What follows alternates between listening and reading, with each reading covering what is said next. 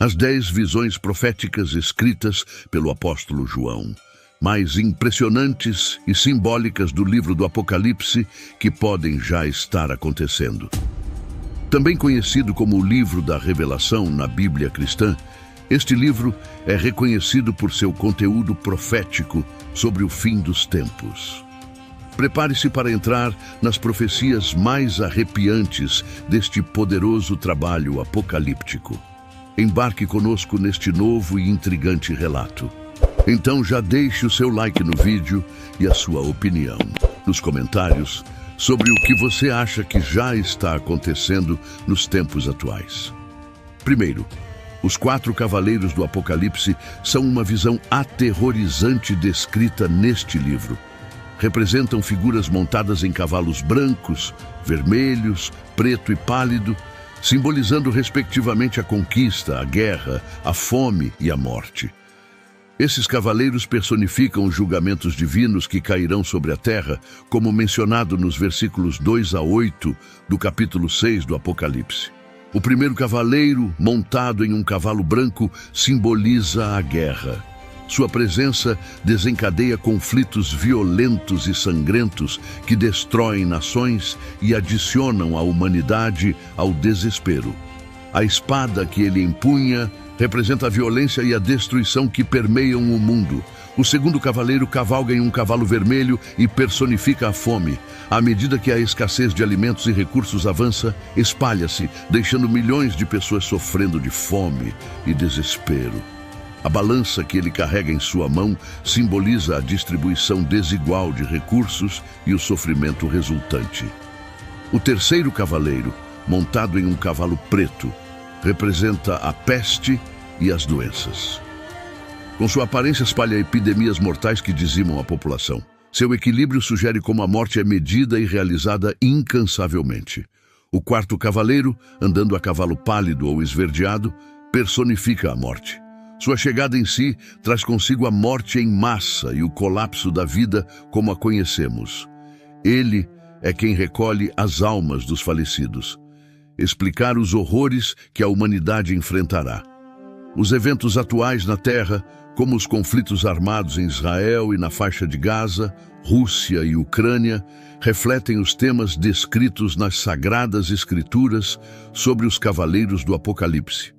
A pandemia de Covid-19, que surgiu no início de 2020 e colocou a humanidade em choque, enclausurando a população mundial, assemelha-se às profecias dos cavaleiros do Apocalipse.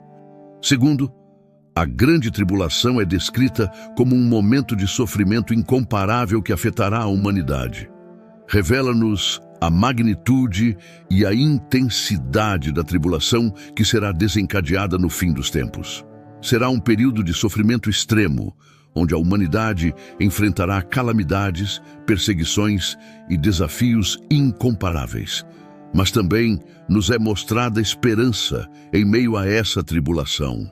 Aqueles que permanecem fiéis a Deus e forem redimidos pelo sangue de Jesus serão salvos e encontrarão purificação e paz em meio ao caos. No livro de Mateus, capítulo 24, versículos 21 e 22, Jesus fala sobre esse período de aflição sem precedentes. Porque então haverá grande tribulação, como nunca existiu desde o começo do mundo até agora, nem haverá. E se aqueles dias não fossem abreviados, ninguém mais seria salvo. Mas por causa dos escolhidos, aqueles dias serão abreviados. No livro do Apocalipse, capítulo 7, versículo 14, está feita menção para aqueles que passaram por essa grande tribulação. E eu disse: Senhor, Tu sabes. E ele me disse: estes são os que saíram da grande tribulação e lavaram suas roupas e as embranqueceram no sangue do Cordeiro. Este versículo traz uma mensagem de esperança e redenção para aqueles que permanecem fiéis em tempos de provação e sofrimento. Um exemplo contemporâneo de tribulação são as igrejas perseguidas em diferentes países ao redor do mundo. Essas comunidades enfrentam condições que refletem elementos da grande tribulação. Terceiro, As 7 taças da ira de Deus são julgamentos divinos sobre a humanidade pecadora e uma série de castigos divinos descritos no livro do Apocalipse do Novo Testamento. Estas taças são derramadas por 7 anjos sobre a terra como parte dos eventos finais que precedem o fim dos tempos e o julgamento final. Em Apocalipse, capítulo 16, versículos 1 a 17, nos é dito: Então ouvi uma voz alta vinda do santuário, dizendo aos 7 anjos: Vão e derramem sobre a terra as 7 taças da ira de Deus. O primeiro anjo foi e derramou sua taça sobre a terra, e feridas terríveis e malignas afligiram aqueles que levaram a marca da besta e adoraram sua imagem.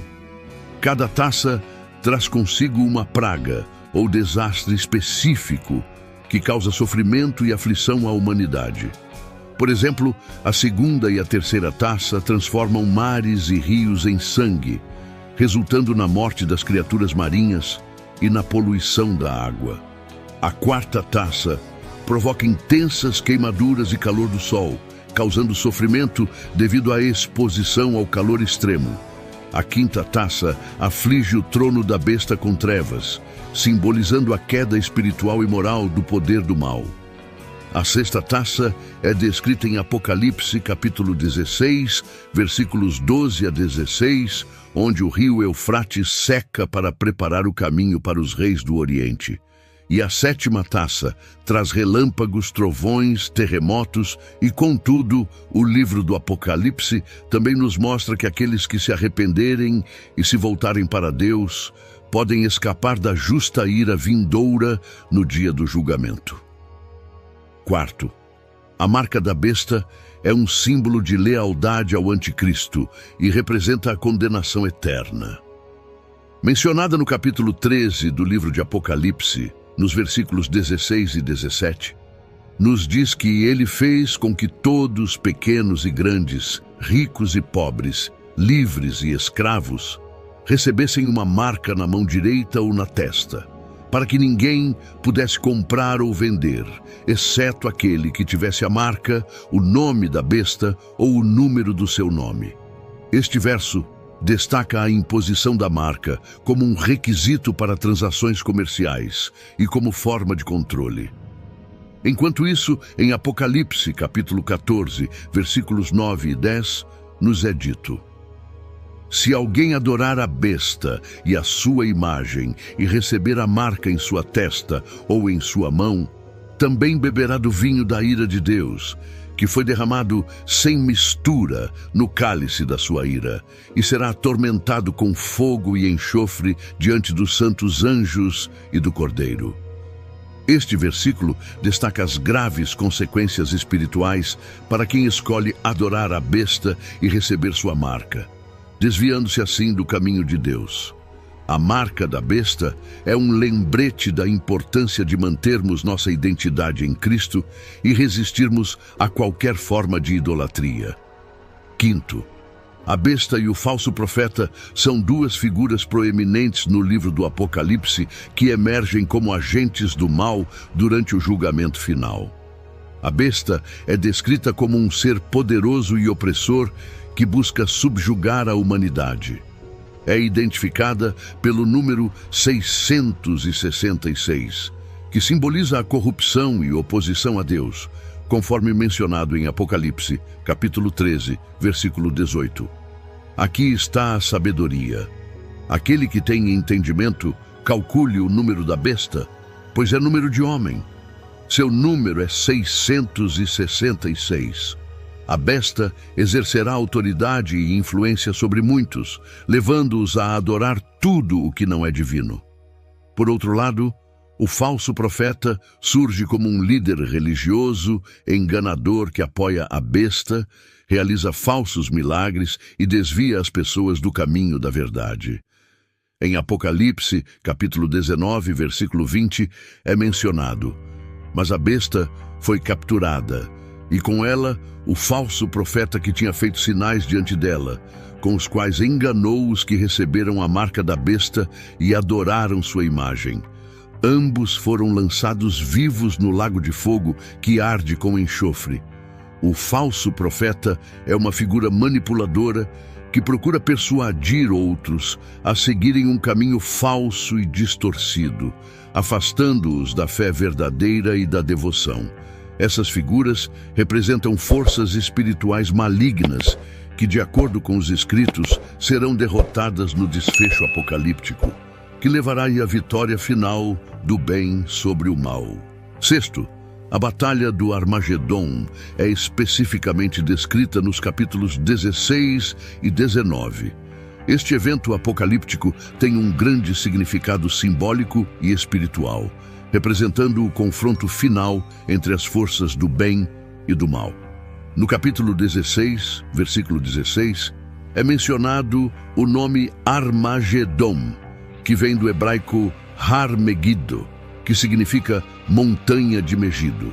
Este lugar, localizado na antiga Palestina, historicamente esteve associado a várias batalhas na antiguidade. No capítulo 19, versículos 11 a 21, o apóstolo João tem uma visão da batalha do Armagedon. Nesta visão, Jesus Cristo é descrito montando um cavalo branco, chamado Fiel e Verdadeiro. Ele julga e luta com justiça, com olhos como chamas de fogo e muitas coroas na cabeça. Seu nome é conhecido apenas por ele, e ele está vestido com um manto encharcado de sangue. Os exércitos celestiais o seguem, vestidos de linho fino, branco e puro e montando cavalos brancos.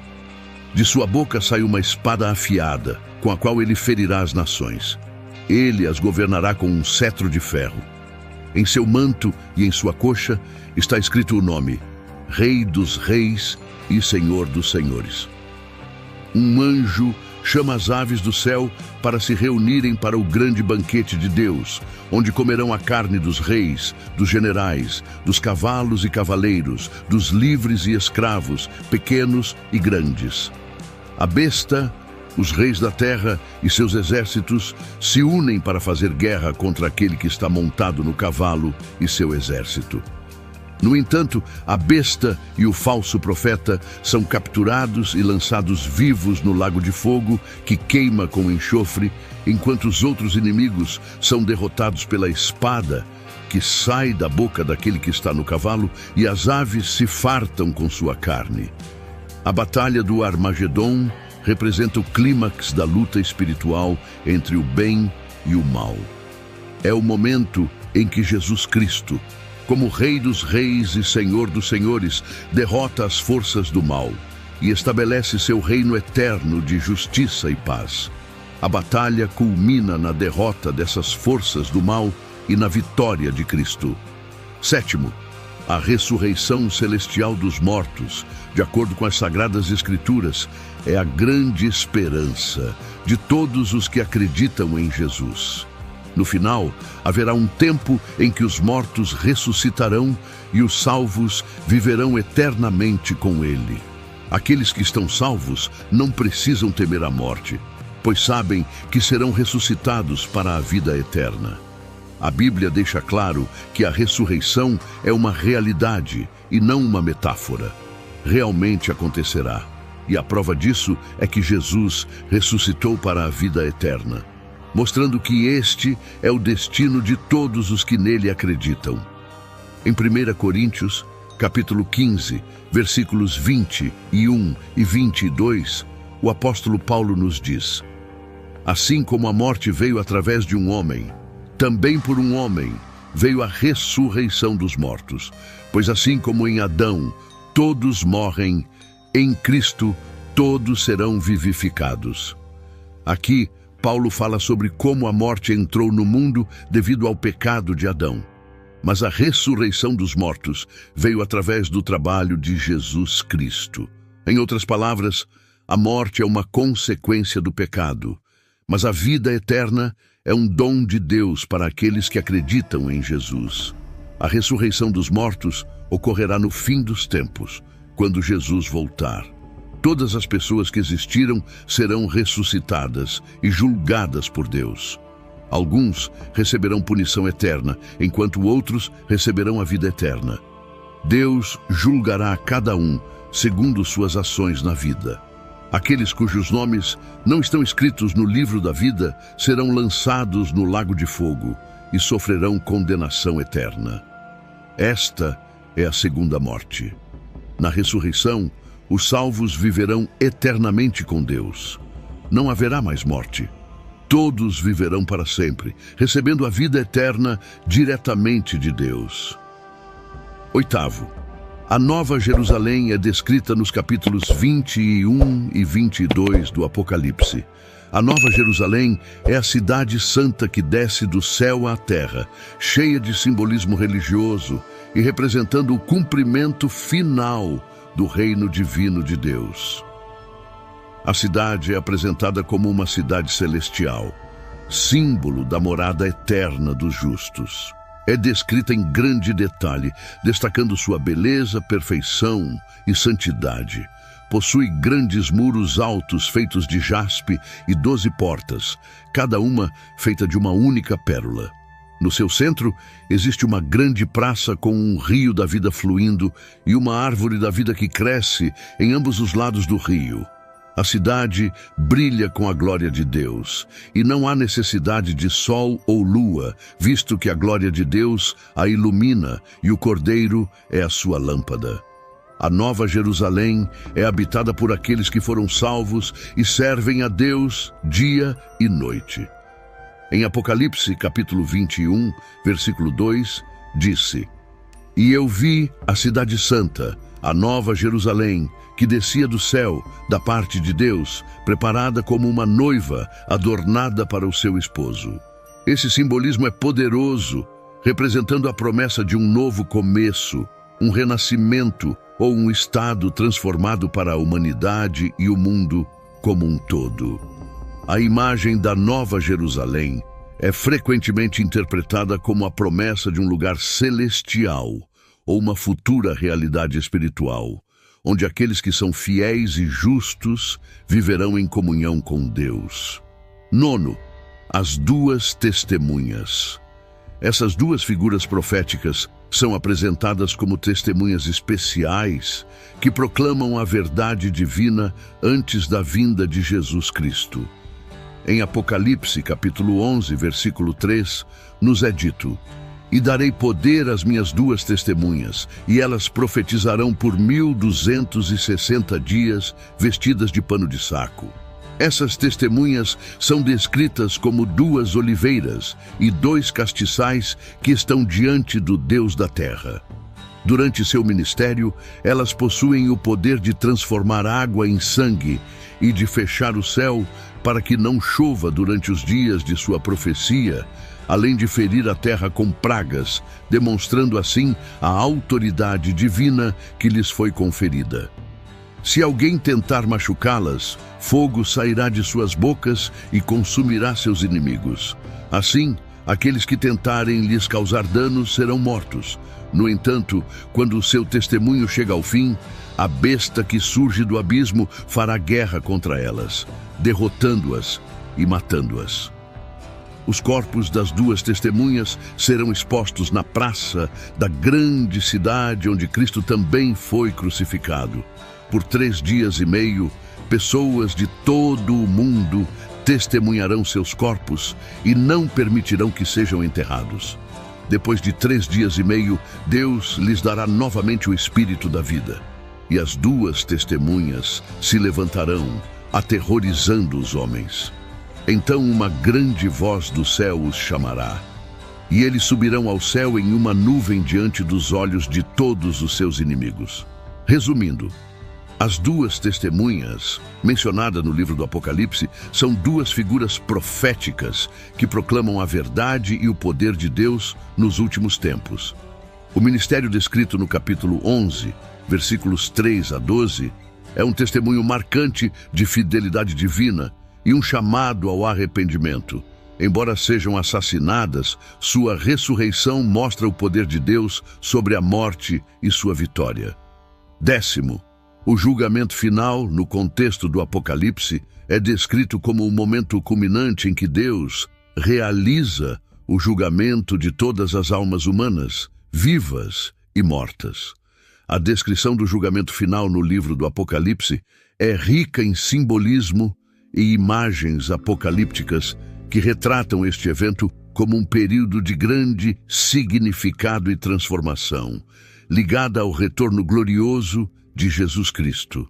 Jesus Cristo virá com poder e glória para julgar os vivos e os mortos. Durante este julgamento, as pessoas são separadas de acordo com suas ações, com base em critérios morais e espirituais. Os justos são recompensados com a vida eterna com Deus, enquanto os perversos enfrentam a condenação.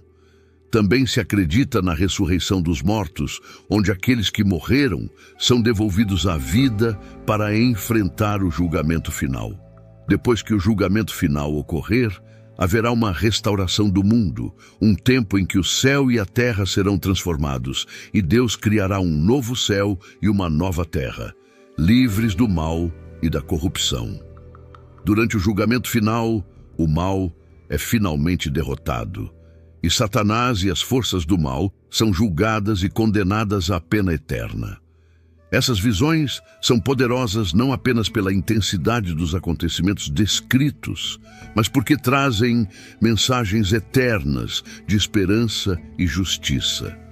Elas nos lembram que, apesar das tribulações, há uma promessa de redenção e que o propósito divino prevalece sobre todas as forças do mal. Se você gostou deste vídeo e quer aprender mais sobre temas como este, não se esqueça de deixar um like e se inscrever no canal para não perder nenhum conteúdo. Te vejo lá.